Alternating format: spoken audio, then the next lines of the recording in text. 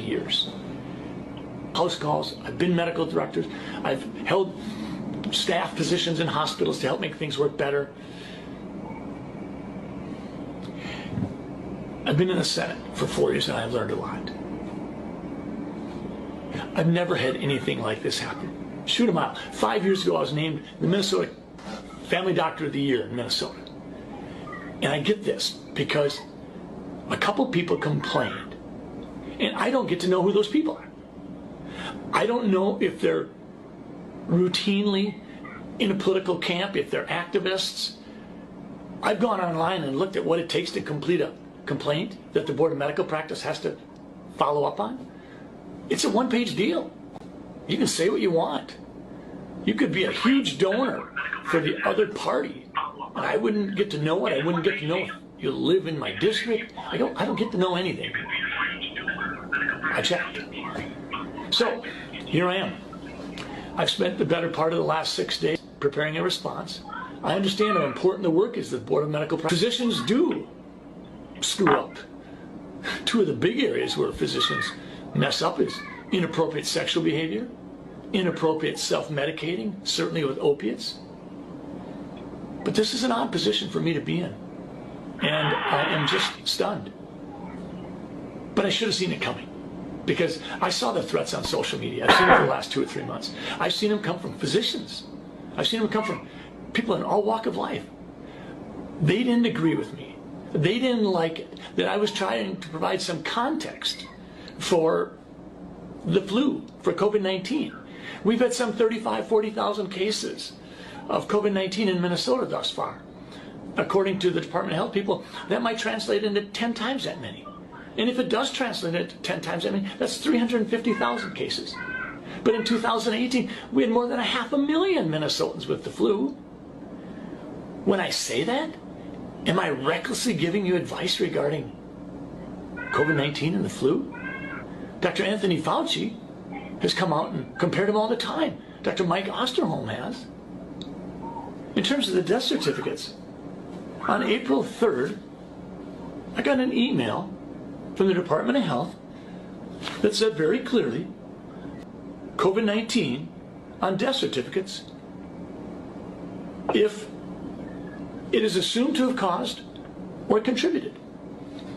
Well, that's not how we do death certificates. The official ICD-10 coding for April 1st, 2020 through September 30th, 2020, during the time frame in question, says this: if the provider documents suspected, possible, probable, or inconclusive COVID-19, do not assign U07.1, which is COVID-19 disease. It says, assign a code explaining the reason for the encounter, such as fever, or a cough, or shortness of breath. That's what the official instructions say. So I get this on April 3rd. I end up inadvertently, sort of accidentally, running it up the flagpole with Chris Berg on April 7th. And what happens? The Department of Health, a few days later, comes out with a clarification. And then a few weeks later, they come out with another clarification. And I appreciate it. Fact of the matter is, I'm proud of the Department of Health in Minnesota for saying we are not going to list non-confirmed cases as deaths in Minnesota. We are going to put an asterisk by them, and we'll follow up on those later. But that's not what Pennsylvania was doing. That's why they had to subtract 200 patients from their COVID-19 death count. Colorado did the same thing. New York went the other direction. New York said, we're having more deaths in a certain period than we normally have, so those deaths must be COVID-19. We just didn't pick them up. So never mind the testing. We're adding 3,700 to our total, and oh, well, that does increase our total by 50%. So I'm in a position where I have to explain that I wasn't spreading misinformation.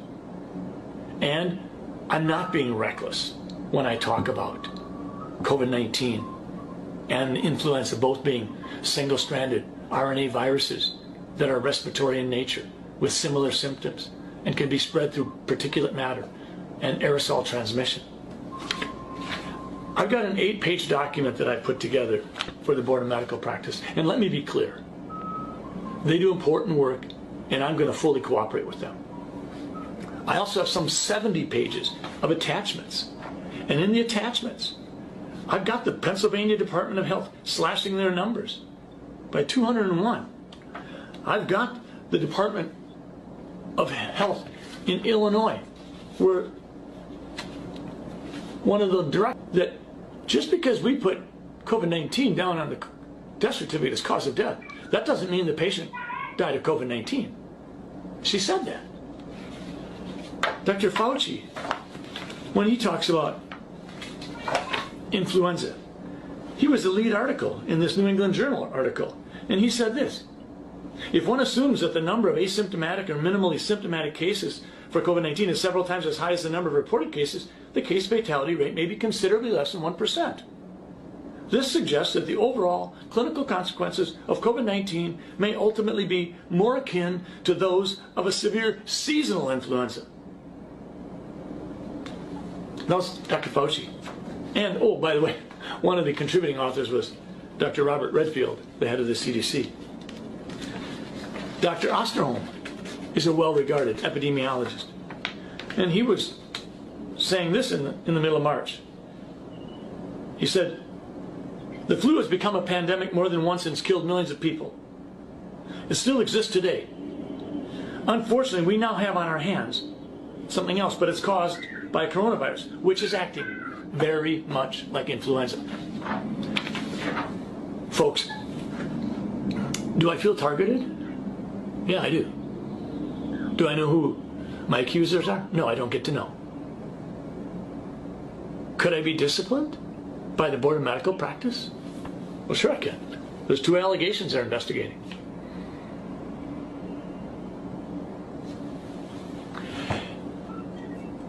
If I have been spreading misinformation.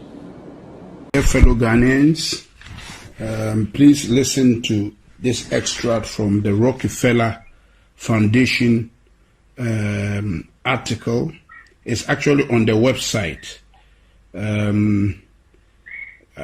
PDF document, and this is the outline. 1. Hypothesize a simulated global outbreak. Required steps, various phases, overall timeline, and expected outcomes. Rockefeller Lockstep 2010. Create a very contagious but super low mortality rate virus. To fit the needed plan. And they have SARS/HIV hybrid research strain. So you see, it is not a purely viral thing. It's a hybrid research strain created at Fort Detrick Class 4 Lab 2008 to 2013 as part of a research project to find out why coronavirus spread like wildfire in bats but have an extremely hard time infecting humans, hence the 4 HIV insects, also known as the missing key to infect the humans, ACE2 receptor in brackets. Create a weaponized version of the virus with a much higher mortality rate as a backup plan, ready to be released in phase 3, but only if needed. And they have, in brackets, SARS, HIV, MERS, Middle Eastern Respiratory Disease or something. A weaponized tribrid strain created at Fort Detrick Class 4 Lab in 2015. Okay? Transport the research strain to a different Class 4 lab, National Microbiology Lab in Winnipeg, Canada, and have it stolen and smuggled out by China. Wow. On purpose, and taken to China's only Class 4 laboratory, Wuhan Institute of Virology in Wuhan, China, for added plausible deniability and to help cement the wanted backup public script as something to fall back on if needed. Primary script being its natural backup script being that China created it and released it by accident. That's why we said pandemic or accident according to plan. From all the talking heads, Fauci, Bergs, Tedros, and agencies, WHO, NIH, CDC, UN, that would be involved with pandemic response prior to the planned release of the research strain to control the wanted script throughout the operation. Create and fund the vaccination development and rollout plan so it's capable of being rolled out on a global scale. Bill Gates' Decade of Vaccines Global Vaccine Action Plan 2010 to 2020. Create and fund the vaccination verification certification protocols, digital ID, to enforce, confirm the vaccination program after the mandatory rollout is enacted. Gates ID 2020. Simulate the lockstep hypothesis just prior to the planned research strain release, using a real-world exercise as a final war game to determine the expected response timelines and outcomes. Gates, and that's Event 201, October 2019. Release the research strain at the Wuhan Institute of Virology itself, and then blame its release on a natural scapegoat as the wanted primary script, the Wuhan wet market, November 2019. You see how this thing has been really captioned? This is mystery of iniquity, wickedness, cached in secrecy. Downplay the human-to-human transmission for as long as possible to allow the research strain to spread on a global scale before any country can lock down or respond to avoid initial infection. Can you imagine? No wonder the WHO, that's exactly what the WHO did. Downplay the human-to-human transmission for as long as possible to allow the research strain to spread on a global scale before any country can lock down or respond to avoid initial infection. Once a country has seed infection in place, lock down incoming, outgoing travel, but keep the transmission within the country spreading for as long as possible. Once enough people in a country or region are infected, enact forced quarantines or isolation for that area and expand the lockdown regions slowly over time. Overhype the mortality rate by that have little to nothing to do with the actual virus to keep the fear and compliance at a maximum. If anyone dies for any reason and is found they have COVID, consider they have COVID. If anyone is thought to of maybe had symptoms of COVID, to assume they have COVID and consider it a COVID death. So this is what we have been hearing, that a lot of the deaths have been exaggerated. That's why the Americans are challenging the Chinese in the right figures. But this thing was bred and brewed in America by the Americans, by the depopulation agenda of Bill Gates, Anthony Fauci, and the Rockefeller Foundation. So what they are counting in America, a lot of them has nothing to do with COVID-19. There are many people who have died of other diseases that have nothing to do with COVID-19, but have some of the symptoms, and they just branded all of them as COVID-19. That's why Anthony Fauci could stand and speak with confidence that there will be 200,000 deaths. Shame on him. Keep the public quarantined for as long as possible to destroy the region's economy. Can you see? Can you see? To destroy the region's economy, create civil unrest, break down the supply of mass food shortages, as well as cause people's immune system to weaken due to lack of interaction with other people, bacteria, the outside world, also known as OACA, the things that keep our immune system alert and alive. So this thing we are doing is actually making us susceptible to diseases and weakening our immune system. That's why we should go out. They are joking. Downplay and attack any potential treatments and continue to echo that only a cure is viable to fight this virus, ACA, or also known as a vaccine. Continue to drag out the quarantine over and over again in 2-week intervals. Hey! Causing more and more people to eventually stand up and protest or defy them. Eventually, God have mercy. Eventually, end the phase 1 quarantine once they get enough public pushback around June 2020. And publicly say that they still think it is too early to end the isolation, but are going to do it anyways.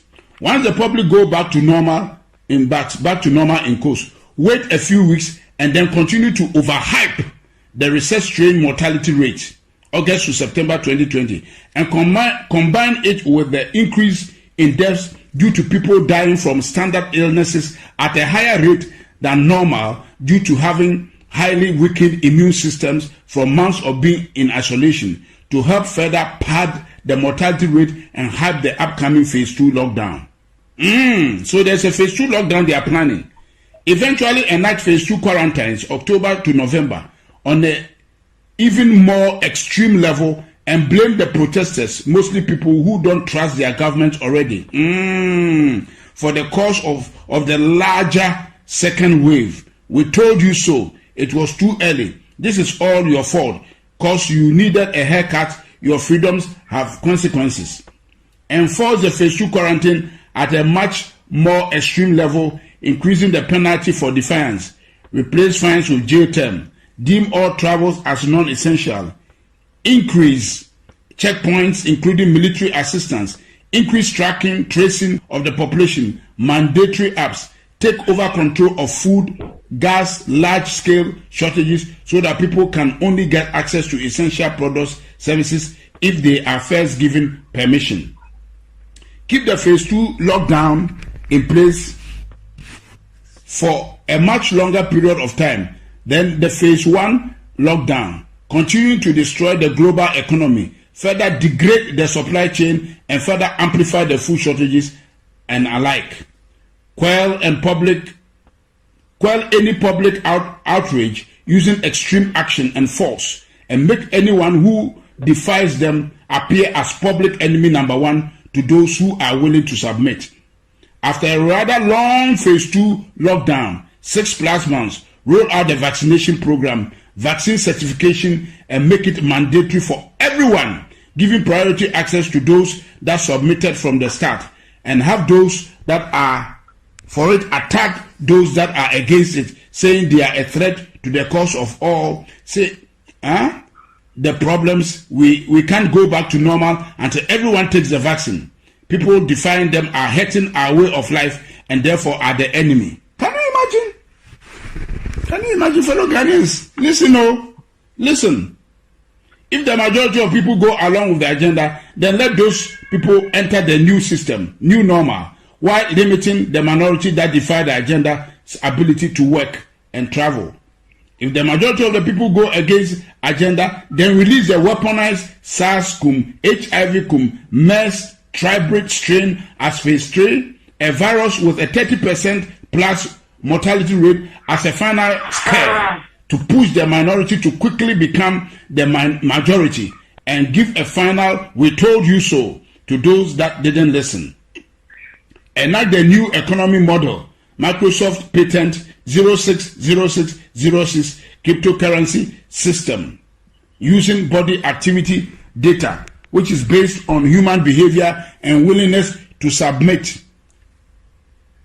Tweaked version of Black Mirror's 15 merits, using food, water, shelter, and other essentials as a weapon of enforcement of the new economic system. Basically, do what we want and get rewarded, gain credits, score and gain more access to things you need to survive, or go against what we want and get penalized. Those credits and those access to things you need to survive. This is recorded. Everything I've read to you, fellow Ghanaians, is what they have planned. And I am passing it around for everybody to pass it around and hear what has been planned. You can see everything that has taken place to date is right within this document from Rockefeller Foundation that somebody has been able to sneak out to us. And I've read it out because it is on the website. They may just take it out so nobody can go and get it again. So now I have it recorded so we can all listen to it, pass it round, and so that those who are saying it is all conspiracy theory can see. That's what the Bible means. The mystery of iniquity. It is cast in secrecy. And we are praying that this year, before the end of the year, God will expose all these wicked deals that they have cast in secrecy to put the world on their knees to get all of us vaccinated. That is the bottom line.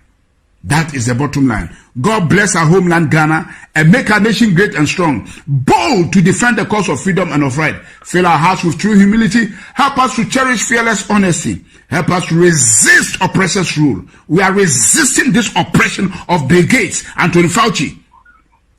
Yes, George Soros and the depopulation agenda. We are resisting them, and God is our helper. They will not succeed. I decree in the name of the Lord Jesus Christ, let God judge between them and us.